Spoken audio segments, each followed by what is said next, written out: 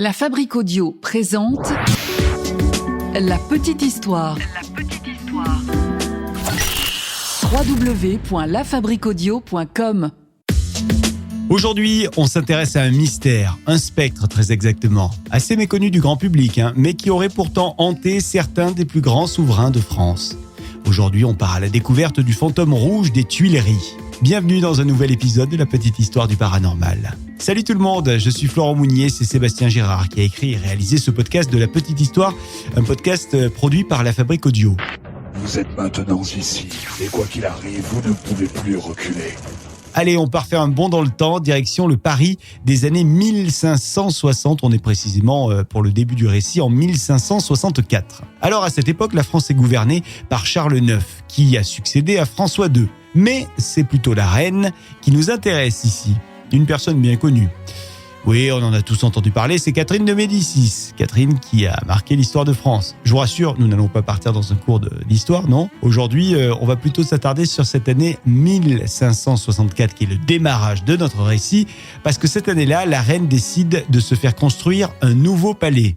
Alors c'est un projet titanesque, un projet qui va fermer la cour du Louvre.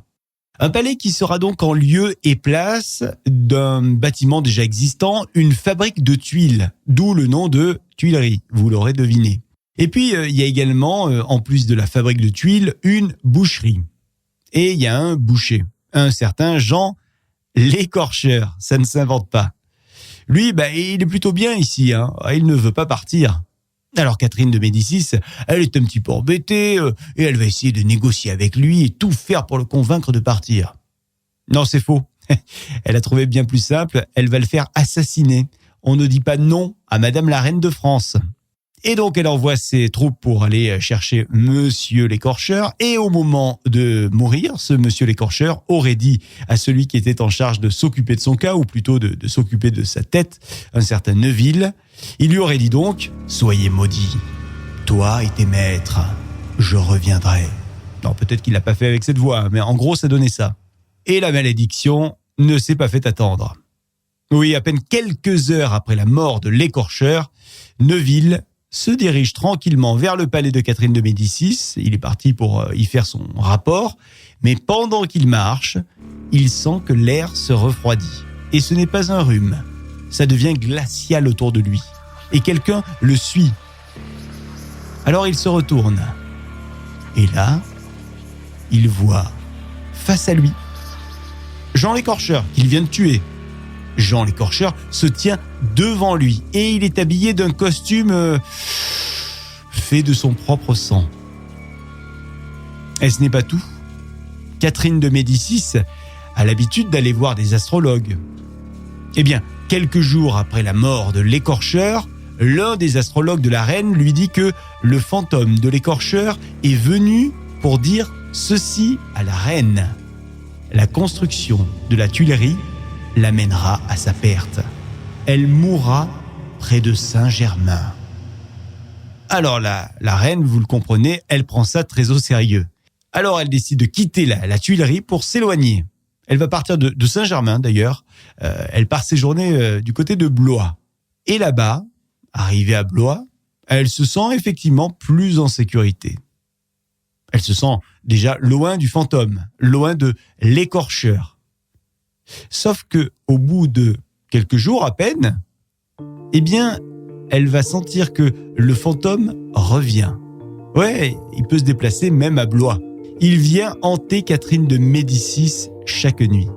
Et il va le faire jusqu'à la mort de Catherine de Médicis le 5 janvier 1589. Alors, vous allez me dire, oui, mais elle n'est pas morte à Saint-Germain, comme le prédisait le fantôme de Jean. Ouais, sauf que le gars qui va lui donner l'extrême onction, il s'appelle, devinez comment, Julien de Saint-Germain. Tout le monde à la cour a donc eu vent de cette histoire du fantôme rouge des Tuileries. Et le fantôme est donc devenu la terreur du palais. On dit que quiconque le verra, quiconque l'apercevra, quiconque croisera son chemin, aura droit à un présage dramatique.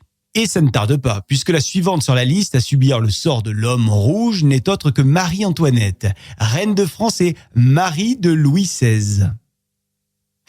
Alors il paraît qu'elle aurait demandé au comté de Saint-Germain de la protéger du fantôme au cas où celui-ci viendrait à apparaître devant elle. Sauf que malheureusement, les formules magiques n'ont aucun effet. Et un jour, alors qu'elle déambule dans le château, Marie-Antoinette sent l'air devenir tout à coup glacial. Alors elle regarde dans un miroir et elle voit derrière elle une silhouette. Une silhouette qui est habillée en rouge. Rouge sang exactement. Il est là, juste à côté d'elle. C'est lui, Jean l'écorcheur. Et il n'est pas là pour lui donner les numéros du loto, non. Il est là pour lui prédire un drame. Il annonce à Marie-Antoinette qu'elle va bientôt mourir de manière très violente. Voilà ce que le fantôme annonce. Charmant. Et le fantôme, il ne s'arrête pas là. Il va continuer à hanter la reine jusqu'à sa condamnation et donc jusqu'à sa décapitation en 1793. Le fantôme continue son aventure après ça. Il va par exemple apparaître devant Napoléon Ier en 1799. Il apparaît devant Napoléon Ier dans sa résidence. Il va même le conseiller, paraît-il, sur un coup d'État. Il fait aussi la promesse à Napoléon de le protéger jusqu'à son 45e anniversaire. Enfin, début avril de l'année 1810, le fantôme rouge apparaît juste avant le mariage de l'empereur, mais ce dernier refuse de l'écouter. Bah oui, parce que c'est son mariage quand même, hein. Mais vous vous en doutez, ça ne plaît pas du tout au fantôme, un petit peu susceptible. Alors, il se met à hanter les couloirs du château de Fontainebleau. Et un jour, il croise Napoléon. Et c'est là qu'il lui prédit la terrible défaite de Waterloo.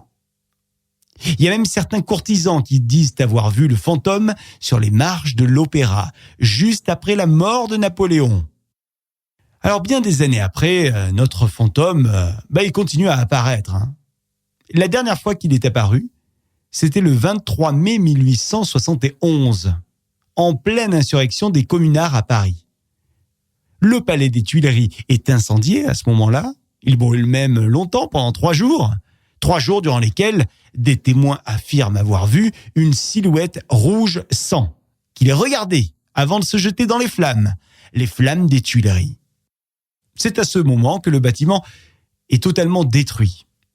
Et bizarrement, c'est à ce moment-là qu'on n'entend plus jamais parler de l'apparition du fantôme des Tuileries.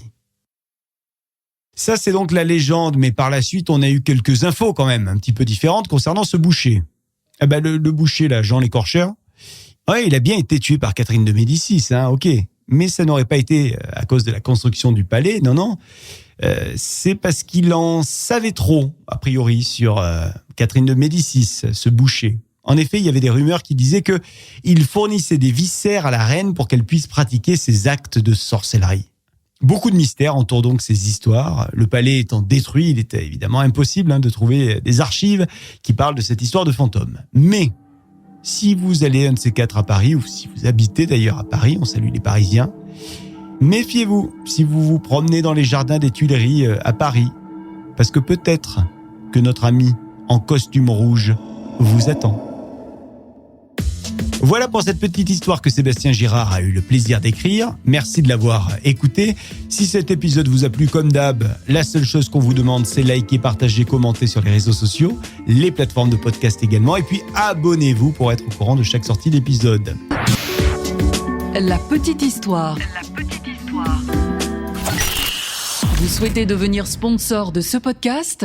Contact @lafabriquaudio.com. Ah oui, avant d'oublier, La Fabrique Audio accompagne les marques, les entreprises, les collectivités. On crée pour vous du contenu audio.